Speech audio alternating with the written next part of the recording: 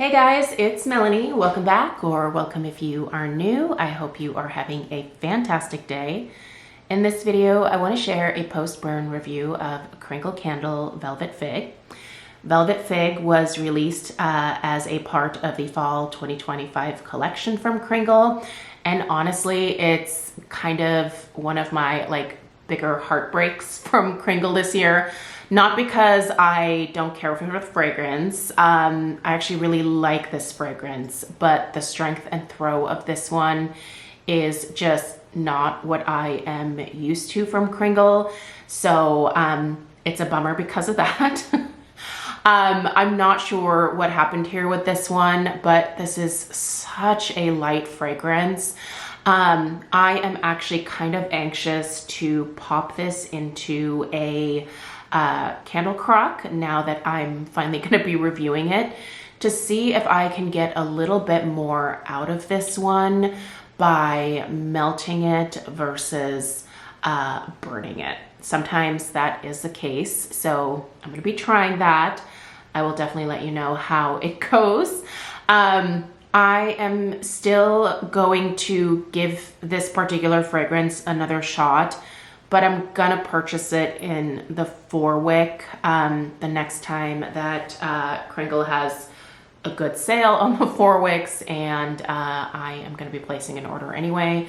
So yeah, I'll give this one another shot in a slightly larger format to see if I can get a little bit more out of it.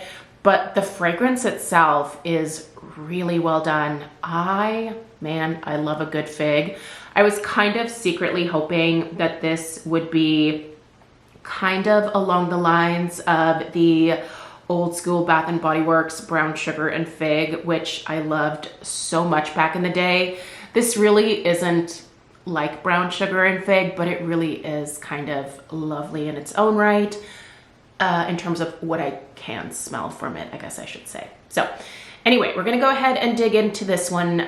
If you are interested in picking this one up, maybe you like lighter fragrances, this might be a good one to consider in the 2-wick format. I'll have it linked at the very top of the description box. So if you'd like to pick it up, you can find a link right below this video here. But without further ado, let's go ahead and get into Kringle Candle Velvet Fig. Let's go ahead and get started with the scent description.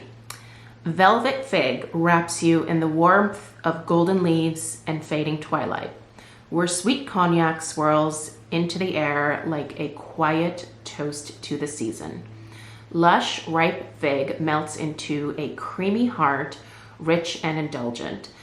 Anchored by amber, tonka, and deep woods, it lingers like a soft embrace of a well-worn cashmere sweater. The top notes here are sweet and cognac. The mid notes are creamy and ripe fig. And then at the base, we have amber, tonka, and woody. All right, so what I can smell, I really do like here. This is a really nice fig scent. In terms of the cognac note that is mentioned here, this is not a boozy fragrance to my nose at all. Kringle can do a boozy scent. In fact, check out the apple rum cake for the booziest of the boozy scents. But I don't detect any cognac in this at all. I do, however, smell a nice, creamy, perfectly ripe fig. This is an amazing fig note, super authentic. It's kind of like you are smelling the figs that are on the actual label here. It really is a super authentic fig. Again, creamy, perfectly ripe, that little bit of sweetness. It's just a really nice fig. Also, you are going to get some notes besides the fig, not the cognac, obviously, but you are gonna smell that tonka, which to my nose, tonka always, the way that I explain it is it kind of smells like a less sweet, or in some cases like a more unsweetened vanilla, like a deeper, slightly earthier, unsweetened vanilla. I do smell that in here, and I really do think that the tonka makes perfect sense with the fig note. Great combination there, and the perfect pairing. I think the tonka keeps the fig from smelling a little bit too sweet. Do I smell the amber? Yeah, I smell a little bit of that amber, which I don't know what it is with Kringle and amber, but I honestly feel like almost every other fragrance has amber in it. Someone got a bulk discount on the amber oils over at Kringle, and they want to put them in everything. Now here, I think the amber does actually make a little bit of sense. I think it adds a little something to the fragrance, a little bit of a perfumey vibe for sure, but not overly perfumey to where this, you know, doesn't allow the fig to really shine. The woody that they're referencing here, I really don't get much of a woodiness. I feel like if anything, I smell like a creamy, maybe like sandalwood, but nothing heavy like an oak or a mahogany or a cedar or, you know, like fir balsam, anything like that. That's not the woodiness that I'm getting here.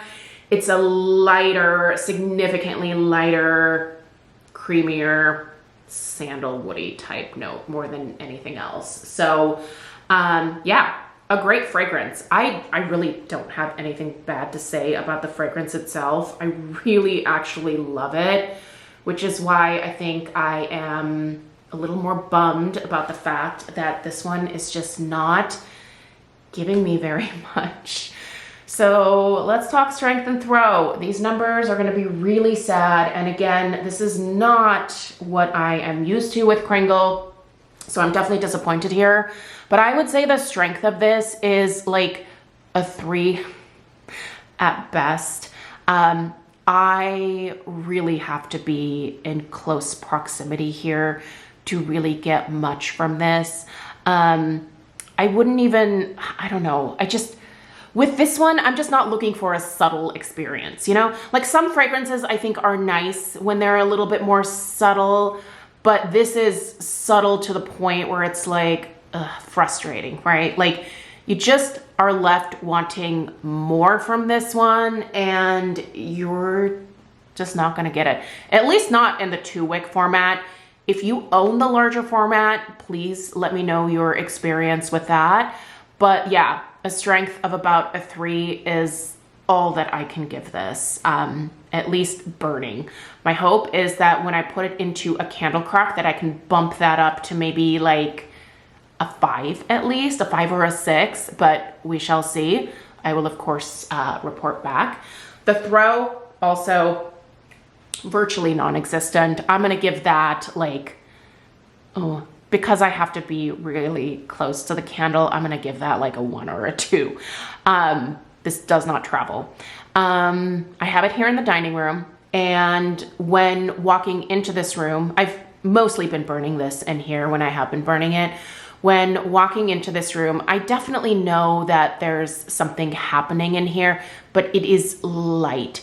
It's one of those where you kind of, you know, like you're sniffing in the air and you're like, there's something in here. It's nice. Where's it coming from? Where is the smell coming from? And then when you see the flame, you're like, oh yeah, it's the candle. Yeah, this is not the type of performance that I have come to expect from Kringle, and it's a definite disappointment. Especially because I do actually like the fragrance. When I stick my nose just into the wax when this is not lit, it is fantastic. It's a great fragrance, but I just don't think that these 2-wick jars here are giving very much at all though. So all that being said, I will say that the overall burn quality has been good on this one. No real complaints there. It's had a clean burn. The wicks have done fine. This doesn't deal with puny wick syndrome. The wicks don't get clogged. Yeah, there's no real discoloration in the wax. I have burned this up to like 6 hours at a time, and it has done quite well despite those extended long burns. My hope with burning it longer, I really don't recommend burning candles that long. That, in fact, I would always suggest looking at the recommended burn time and following that. But typically Kringle does okay for me with a slightly longer burn, so sometimes I'll push them a little bit more. But yeah, I was hoping that burning it more would allow me to get to, like, I don't know, a scent pocket or something. But I'm now at the halfway burn and there have been no scent pockets yet. So I don't think there's one in here. Again, we'll see how this does in the candle crock, but I have to admit this is really one of those times where I'm super disappointed in a Kringle. It's rare, but it can happen, and this is it. So yeah, bummer for me, because I really do like this one.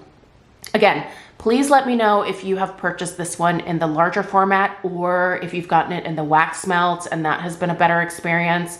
Really am open to trying this one again, but not in the 2-wick. So for what it's worth, those are my thoughts on this one. Yeah, I only have one more of the Kringle fall fragrances to review, and that video will probably go up on Sunday. And that wraps all of the fall candles from Kringle for fall 2025. I will say I'm a little disappointed in the number of fall candles that came out from Kringle. We do have a reserve collection, which I will be sharing here shortly. But I'm also I still have my fingers crossed for maybe some other limited edition fall release coming down the pipeline here. It's only September, so I feel like there's still some room for that to happen. But yeah, I was kind of hoping with Country Candle going away that Kringle might consider upping the number of releases in this regular, tumbler jar lineup of theirs. I was hoping maybe at least 8 candles for fall, because we are missing 6 essentially with not getting the Country Candles this fall, but yeah, that didn't happen. Hopefully for future releases, Kringle will give us more in terms of these tumbler jars. And again, also hoping for more gourmands. More gourmands like this one, because this is a nice fragrance. It just did not perform. So, all right. Anyway, there you go. Sorry to be the bearer of bad news about this one, but it just is incredibly light. And most people who follow my candle reviews, I feel like the vast majority of you are looking for a stronger candle experience. So I cannot, I cannot tell you that you're going to get a lot of oomph from this one, because you're just not. I don't want anyone to be disappointed if they pick it up. So, all right, have a great rest of your day. Let me know if you have any questions. Check out the link if you're interested, but I would say maybe skip this one. All right, have a great rest of your day, and I will see you in the next one. Take care. Toodaloo.